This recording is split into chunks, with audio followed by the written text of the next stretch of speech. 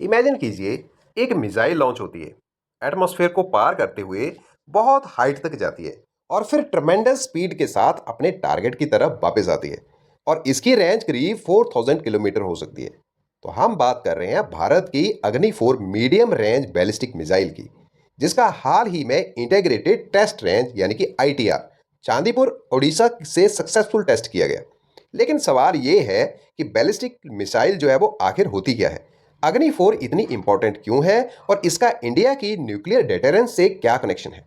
आज इसे समझेंगे साइंस एंड टेक्नोलॉजी और यूपीएससी सिविल सर्विसेज दोनों पर्सपेक्टिव से। सबसे पहले न्यूज कंटेक्स्ट समझते हैं।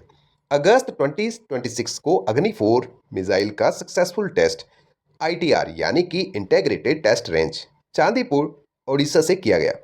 और ये टेस्ट स्ट्रैटेजिक फोर्सेस कमांड के एजीज में किया गया। और मिनिस्ट्री ऑफ डिफेंस के अनुसार लॉन्च के दौरान ऑपरेशनल और टेक्निकल पैरामीटर्स सक्सेसफुली वैलिडेट किए गए। और इसका मतलब केवल मिसाइल को लॉन्च करना ही नहीं था, टेस्ट का उद्देश्य था कि वेरीफाई करना और मिसाइल के क्रिटिकल सिस्टम्स जो रियलिटी में ऑपरेशनल कंडीशंस में एक्सपेक्टेड तरीके से काम कर रहे हैं या फिर नहीं। यही कारण है कि ये टेस्ट इंडिया की स्ट्रैटेजिक प्रिपेयर्डनेस और डिटेरेंस कैपेबिलिटी के लिए बहुत इंपॉर्टेंट है। अब अग्नि 4 क्या है, इसके बारे में भी जानना जरूरी है। तो अग्नि 4 एक indigenously developed surface to surface ballistic missile है और ये अग्नि सीरीज का हिस्सा है। इसकी रेंज लगभग 4000 किलोमीटर क्लास की मानी जाती है और ये कन्वेंशनल और न्यूक्लियर पे लोड कैरी करने में सक्षम स्ट्रैटेजिक मिसाइल सिस्टम है। यहाँ एक इंपॉर्टेंट डिस्टिंक्शन याद रखें कि बैलिस्टिक मिसाइल और क्रूज मिसाइल एक जैसी नहीं होती। बैलिस्टिक मिसाइल लॉन्च के बाद एक ऊंची कर्व्ड या फिर बैलिस्टिक ट्रेजेक्ट्री फॉलो करती है, जबकि जो क्रूज मिसाइल होती है वो एटमॉस्फेयर के भीतर कंपैरेटिवली लोअर एल्टीट्यूड पर पावर्ड फ्लाइट करती रहती है। यही डिफरेंस यूपीएससी प्रीलिम्स में पूछा जा सकता है।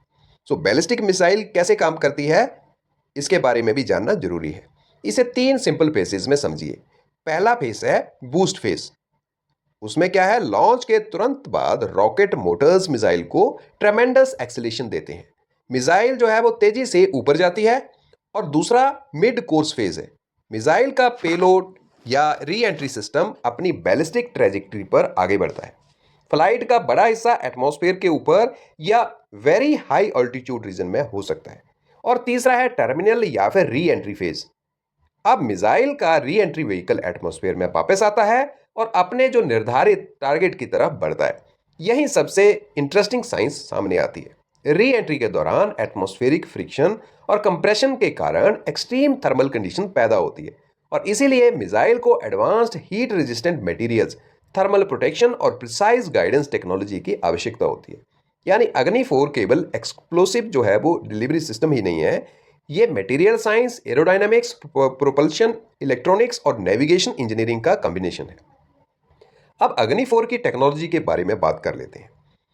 साइंस एंड टेक्नोलॉजी एंगल से समझें तो अग्नि 4 में 2 स्टेज सॉलिड प्रोपल्शन आर्किटेक्चर का इस्तेमाल किया जाता है। सॉलिड फ्यूल मिसाइल्स का बड़ा एडवांटेज है कि इन्हें कंपैरेटिवली जल्दी ऑपरेशनल रेडीनेस में लाया जाता है और स्टोरेज और डिप्लॉयमेंट के लिहाज से भी स्ट्रैटेजिक बेनिफिट्स मिलते हैं। और दूसरा इंपॉर्टेंट कंपोनेंट है नेविगेशन एंड गाइडेंस। मिसाइल को हजारों किलोमीटर्स की यात्रा के बाद टारगेट एरिया तक एक्यूरेटली कैसे पहुंचाना है, इसके लिए sophisticated inertial navigation, onboard computing और गाइडेंस सिस्टम की आवश्यकता होती है। इसके साथ light weight composite material missiles का स्ट्रक्चरल वेट कम करने में हेल्प कर सकते हैं। और री एंट्री टेक्नोलॉजी इंश्योर करती है कि हाई टेम्परेचर एनवायरनमेंट के बावजूद पेलोड सिस्टम सुरक्षित रहे। इसे ऐसे याद रखें कि प्रोपल्शन प्लस नेविगेशन और guidance, material science, re entry technology, ये सारे मिलकर मॉडर्न बैलिस्टिक मिसाइल सिस्टम बनाते हैं। स्ट्रेटेजिक फोर्सेस कमांड क्यों इंपॉर्टेंट है, उसके बारे में भी बात करनी जरूरी है। न्यूज़ में आपने एक टर्म सुनी होगी, स्ट्रेटेजिक फोर्सेस कमांड यानी एसएफसी। इसे इग्नोर मत कीजिए क्योंकि यूपीएससी के लिए ये एक इंपॉर्टेंट पॉइंट है।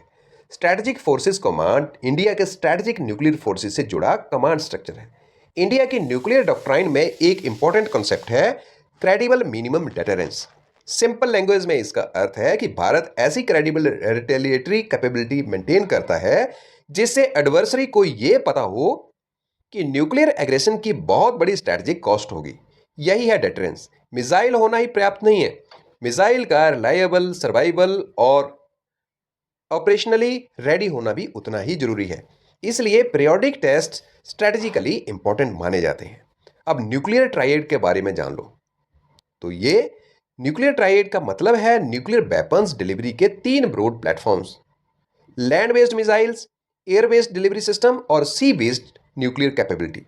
लैंड बेस्ड बैलिस्टिक मिसाइल्स में अग्नि फैमिली बहुत ही इंपॉर्टेंट रोल प्ले करती है। सी बेस्ड कैपेबिलिटी का जो स्ट्रेटेजिक एडवांटेज ये है कि जो सबमरीन्स को लोकेट करना कंपैरेटिवली डिफिकल्ट होता है, जिससे सेकंड स्ट्राइक कैपेबिलिटी मजबूत होती है। और सेकंड स्ट्राइक कैपेबिलिटी डिटेरेंस की क्रेडिबिलिटी के लिए बहुत इंपॉर्टेंट होती है। इसलिए अग्नि 4 को आइसोलेटेड मिसाइल की तरह नहीं बल्कि इंडिया की ब्रॉडर स्ट्रेटेजिक डिटेरेंस आर्किटेक्चर के कंटेक्स्ट में समझना जरूरी है। अब अग्नि मिसाइल फैमिली के बारे में बहुत जरूरी है जानना, ये डिस्कस कर लेते हैं। सो अग्नि 1 कंपैरेटिवली शॉर्टर रेंज सिस्टम है। इसके बाद अग्नि 2 और अग्नि 3 progressively longer range capability provide करते हैं। अग्नि 4 जो है वो लगभग 4000 किलोमीटर क्लास में आता है। और अग्नि 5 भारत की लॉन्गर रेंज स्ट्रेटेजिक कैपेबिलिटी को रिप्रेजेंट करता है। लेकिन एग्जाम में केवल रेंजेस रटने के बजाय कंसेप्ट याद रखिए। जैसे जैसे मिसाइल रेंज बढ़ती है, चैलेंजेस भी बढ़ते हैं। Propulsion efficiency, trajectory control, navigation accuracy, re entry heating और स्ट्रक्चरल इंजीनियरिंग अधिक डिमांडिंग होते जाते हैं। सो इसलिए लॉन्ग रेंज मिसाइल डेवलपमेंट एक कंट्री की एडवांस टेक्नोलॉजिकल कैपेबिलिटी का इंडिकेटर भी है। सो आत्मनिर्भर भारत और साइंस एंगल, ये दोनों पॉइंट से हम पर्सपेक्टिव से देखते हैं। अब अग्नि प्रोग्राम का एक बड़ा सिग्निफिकेंस है इंडिजिनस डिफेंस टेक्नोलॉजी इकोसिस्टम। ऐसे प्रोग्राम्स से केवल मिसाइल टेक्नोलॉजी डेवलप ही नहीं होती, इनसे भारत में advanced materials, electronics, sensors, computing, propulsion, precision engineering और मैन्युफैक्चरिंग कैपेबिलिटी भी स्ट्रेंथन होती है। सो इसे हम टेक्नोलॉजिकल स्पिल ओवर के पर्सपेक्टिव से भी देख सकते हैं। यानी डिफेंस R&D में डेवलप एक्सपर्टीज ब्रॉडर एरोस्पेस और हाई टेक्नोलॉजी मैन्युफैक्चरिंग इकोसिस्टम को सपोर्ट कर सकती है। और यूपीएससी मेंस में इसे आत्मनिर्भर भारत इन डिफेंस से कनेक्ट किया जा सकता है। अब आपके एग्जाम के लिए एक क्विक रिवीजन है। प्रीलिम्स में पूछा जा सकता है अग्नि 4 किस प्रकार की मिसाइल है? तो आंसर होगा बैलिस्टिक मिसाइल। ये किस ब्रॉड मिसाइल फैमिली से बिलोंग करती है? तो दैट इज अग्नि सीरीज। और चांदीपुर इंटीग्रेटेड टेस्ट रेंज कहाँ है? That is located in Odisha. और कंसेप्चुअल क्वेश्चन आ सकता है बैलिस्टिक मिसाइल और क्रूज मिसाइल में क्या डिफरेंस है? तो मेंस GS3 में question defence indigenisation, strategic technologies, missile developments और न्यूक्लियर डिटरेंस से जुड़ सकता है। एक अच्छी लाइन आप आंसर में ये भी लिख सकते हैं कि indigenous strategic missile capability strengthen technological self reliance while contributing to credible deterrence and national security। तो अग्नि 4 का सक्सेसफुल टेस्ट केवल एक मिसाइल लॉन्च की खबर नहीं है, इसके पीछे डिकेड्स की scientific research, indigenous engineering, materials technology, propulsion, navigation और स्ट्रेटेजिक प्लानिंग मौजूद है। इस टॉपिक को 3 कीवर्ड्स में याद रखना जरूरी है: इंडिजिनाइजेशन, डेटरेंस और स्ट्रेटेजिक टेक्नोलॉजी। और यही अग्नि 4 को सिविल सर्विसेज एग्जामिनेशन के लिए बहुत इंपॉर्टेंट बनाता है।